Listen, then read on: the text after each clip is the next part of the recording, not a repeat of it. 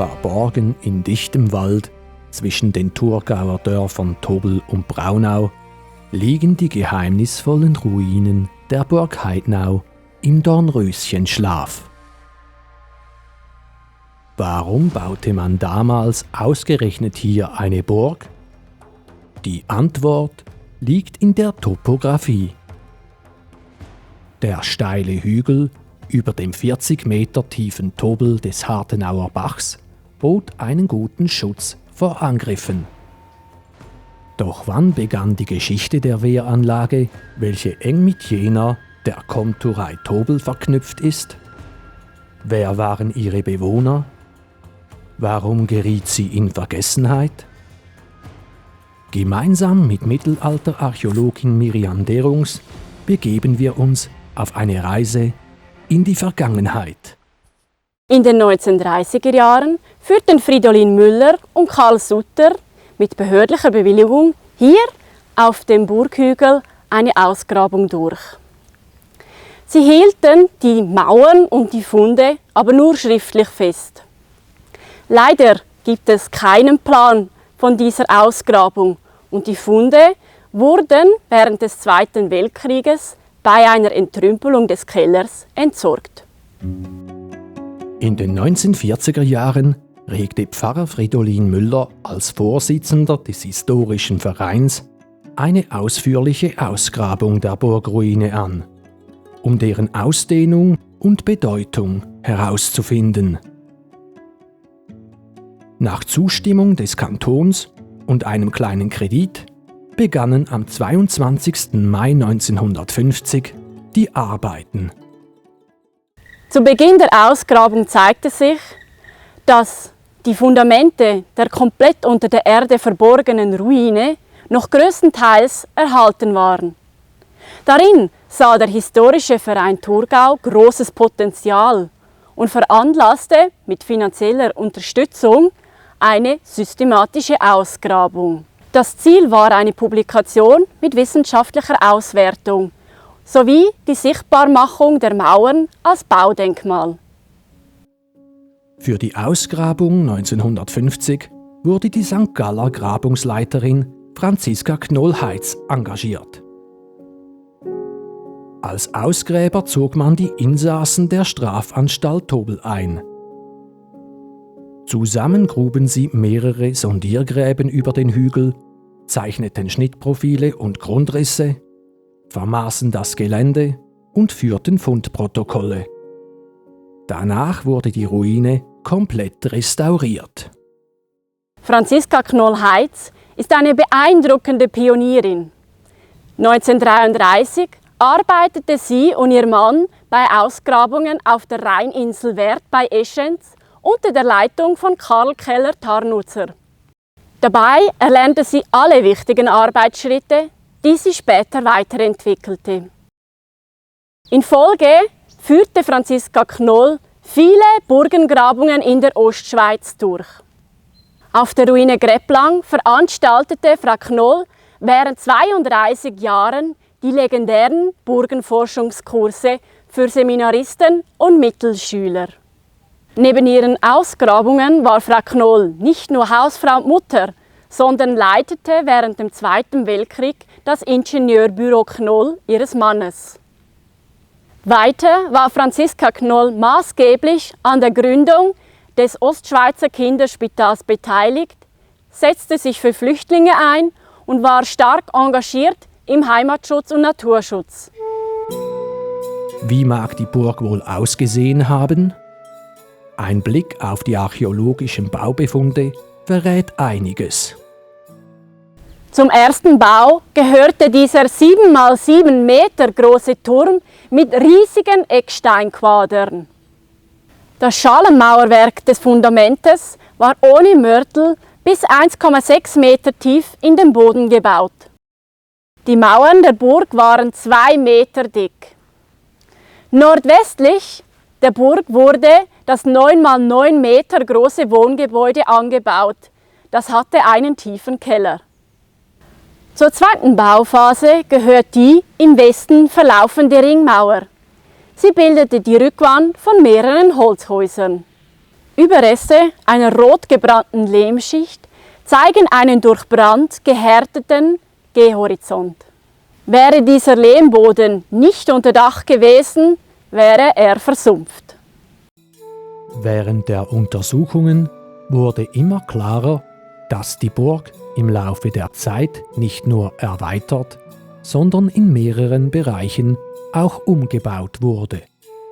Die Turmsüdwand wurde auf 4 Meter verstärkt. Das neue Fundament unterscheidet sich klar von jenem des Turmes. Während das vom Turm lagig und ohne Mörtel gebaut ist, ist das neue Fundament ein Gemisch aus Mörtel und Steinen. Der Wohnbau im Westen wurde durch einen Neubau hier im Osten ersetzt. Der ehemalige Keller hier wurde zugeschüttet und darauf ein Pferdestall errichtet, was Funde wie Pferdestriegel, Hufeisennagel und Schere belegen. Neu befand sich das Eingangstor an der Nordwestecke des Turmes. Dies zeigt ein Stück Tuffsteinbogen. Zur Sicherung des Südhanges erhielt die Burg eine mindestens 4,5 Meter hohe und 1 bis 2 Meter dicke Stützmauer. Dieser ist leider heute nicht mehr sichtbar.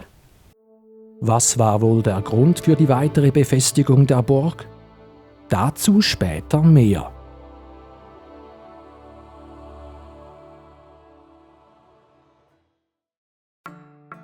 Der Name Heidnau wird erstmals im Jahr 1209 schriftlich erwähnt. In einer Urkunde von Graf Diethelm von Toggenburg taucht ein Arnold von Heidnau als Zeuge auf. Er stand in den Diensten des Grafen. Somit war Heidnau eine Ministerialenburg der Toggenburger und diente zur Sicherung von deren Besitz im oberen Lauchetal. Stammen die ältesten archäologischen Funde auch aus dieser Zeit? Oder war die Burg vielleicht sogar älter?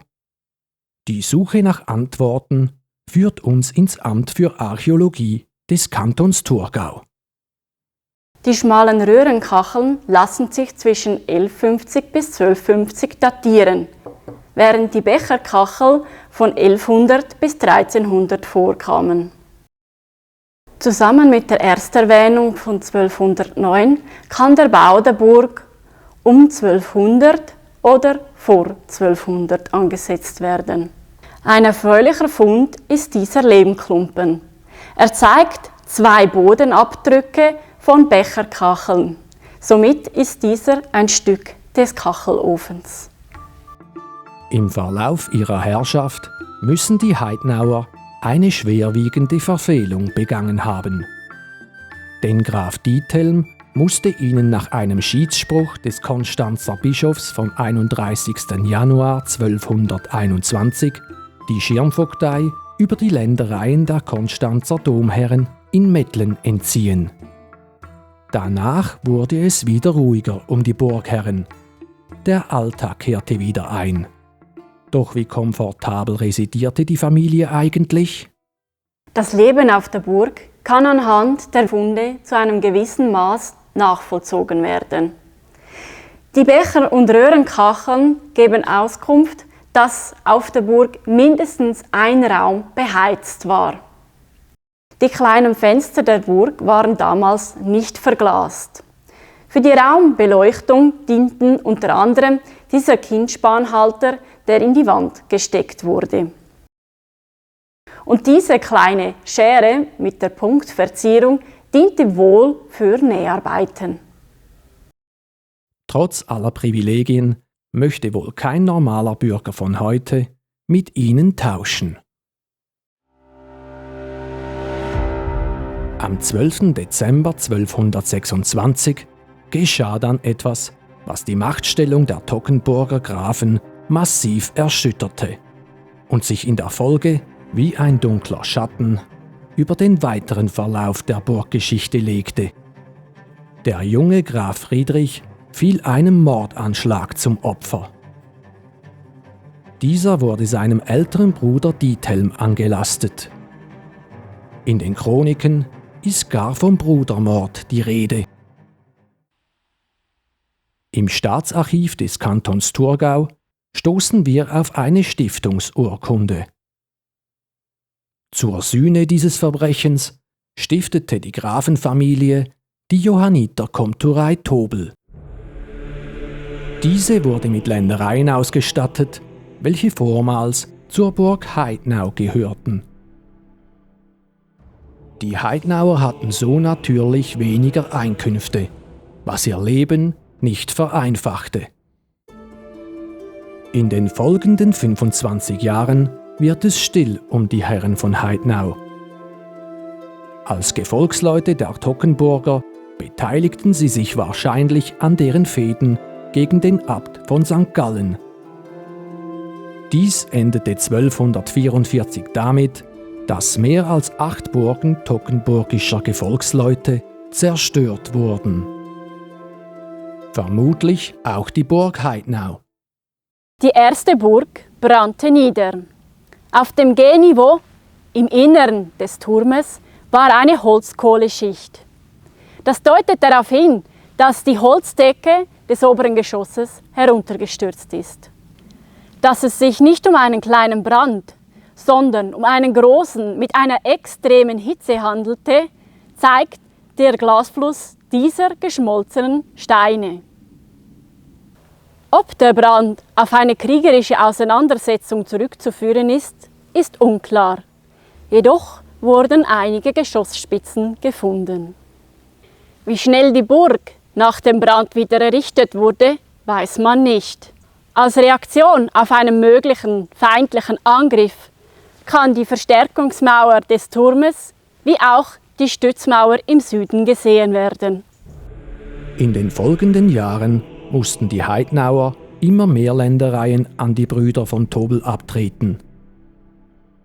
Auch im Stiftsarchiv des Klosters St. Gallen stoßen wir auf die Notiz eines Verkaufs.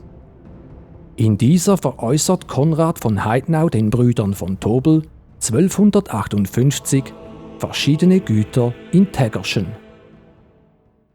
Die finanziellen Nöte wurden wohl immer größer. Laut der Kuchimeister-Chronik versuchten sie sich 1264 das Erbe der Herren von Hagenwil zu erstreiten, indem sie Rudolf von Hagenwil auf der Burg gefangen hielten. Doch der Abt von St. Gallen ließ Heidnau darauf belagern und konnte den Gefangenen befreien. Aufgrund finanzieller Bedrängnis verkaufte Graf Diethelm von Toggenburg die Burg mit ihren restlichen Besitztümern 1275 vollends an die Komturei. Über das Schicksal der Burg ist so gut wie nichts bekannt. Die neuen Besitzer der Johanniterkomturei Tobel ließen die Herren von Heidnau vorerst auf der Burg wohnen. Diese wurde von nun an weder als militärischer Stützpunkt noch als Verwaltungssitz genutzt. Ulrich von Heidnau, der letzte Überlieferte seines Geschlechts, wird 1296 als Zeuge in einer Verkaufsurkunde genannt. Diese Becherkachel und diese Topfränder datieren zwischen 1225 bis 1350 und gehören somit zur Endphase der Heidenauer. In diesen Zeitraum gehört auch dieser Ausguss mit der roten Bemalung. Im Abgleich mit den historischen Quellen lässt sich das Ende der Burg zwischen 1300 und 1350 verorten. Nachdem die Burg verlassen wurde, begann sie allmählich zu verfallen. Sie fungierte von nun an als Steinbruch für Gebäude der Region. Unter anderem sollen Steine für den Bau des Schulhauses und der reformierten Kirche in Braunau verwendet worden sein. Die Ruine Heidenau ist ein spannendes Ausflugsziel. Und übrigens, ein Wanderweg führt direkt hier vorbei. Entdecken auch Sie die Spuren der Vergangenheit.